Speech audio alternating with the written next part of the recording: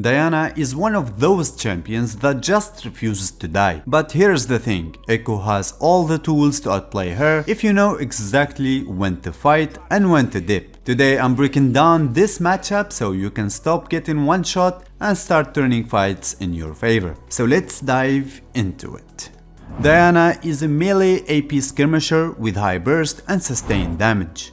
She thrives on short trades early and full all-ins post 6. Her goal in this lane is simple. Pre-6, play around her passive's empowered auto attacks and Q poke to slowly shank you down. Post 6, land Q, dash in with R for a hard all-in and force you out of lane or kill you. So here's her plan for each level. At level 1, Diana starts Q for poke and wave control. She wants to land Qs on both you and the wave to push faster and set up a slow push into level 2. At level 2, she takes W, which gives her a shield and adds damage to her trades. And this is when she can start walking up aggressively for passive procs. If she lands Q before engaging, she'll look to auto W auto for a good chunk of damage. Keep in mind that if she hits you with 3 spheres, she can gain her shield back again. At level 3, now she has E, her gap closer.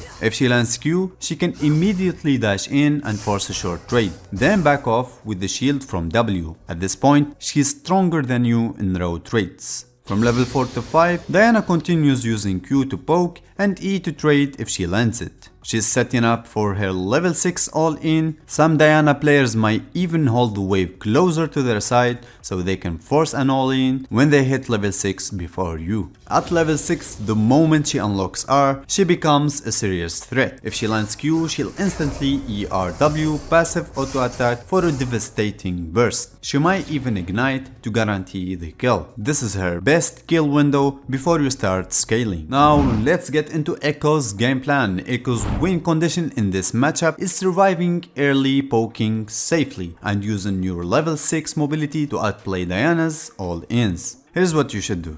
Level 1, start Q and use it to farm safely. Diana has stronger auto attacks early, so don't take bad trades. Your goal is to avoid getting hit by her Q. If she lands it, she'll push forward with an empowered auto attack. Stand behind minions so she can't hit both you and the wave. I'm going to give you a small cheat here. If you saw Diana using her Q at any point, you can instead level up your E and look for a passive proc every time your Halo Blaze is up. So by abusing this, you can have a better laning phase in this matchup. At level 2, this is where you have your E and Q. Diana is still stronger level 2, so be careful. If Diana lands Q and tries to engage, you can E backward to avoid taking too much damage. Do not use E aggressively here unless she's low and you can force a favorable trade. At level 3, you unlock your W, and this is when you can start punishing her trades. If Diana lands Q and dashes in, drop W on yourself, and if she stays in the area, you can land a stun and trade back hard. If she wastes her W shield, that's your window to fight back. At level 6, now you have R, which is your biggest tool against Diana's all-in. If she lands Q and jumps in with E into R, you have two options. You ult immediately after her R hits to negate most of her burst. Bait her into overcommitting, then use your own QER to turn the fight.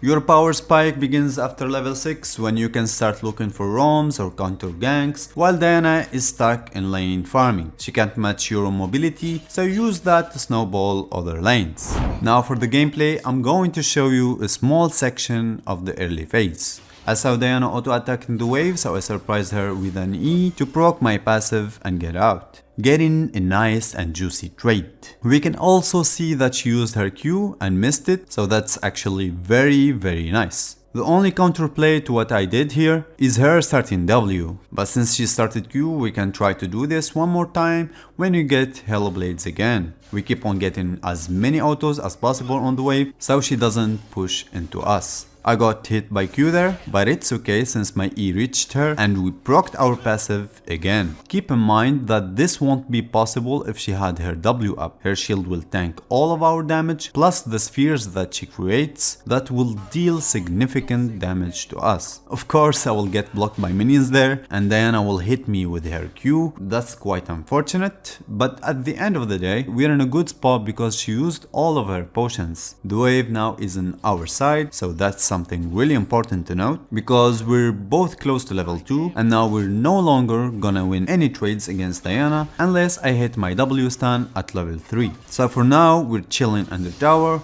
and we should be able to play the game at level 3. Now you might wonder why I engaged on Diana even though I don't win that trade, you might ask. Well, considering that my jungler is Warwick and he's right behind me, I thought it's a good idea to chunk her a little bit for a negative trade just to make it easier for Warwick to come and secure a kill. And since we're in high gold platinum, most junglers will react to this, so let's see what happens. I popped my last potion to prevent her from diving me under tower, especially with her flash and ignite once she gets her level 3. Then I stayed under tower knowing that Diana is overextending and she kept hitting the wave, so there is no way her wave state will get fixed anytime soon. Here's the Warwick coming for the gank as expected, and finally we managed to secure first blood. Diana is one of those matchups that feel rough early but gets much easier post 6. The key is dodging her Q, punishing her E cooldown and using your R wisely to negate her burst. If you can survive lane and get a good roam off, she won't be able to match your impact.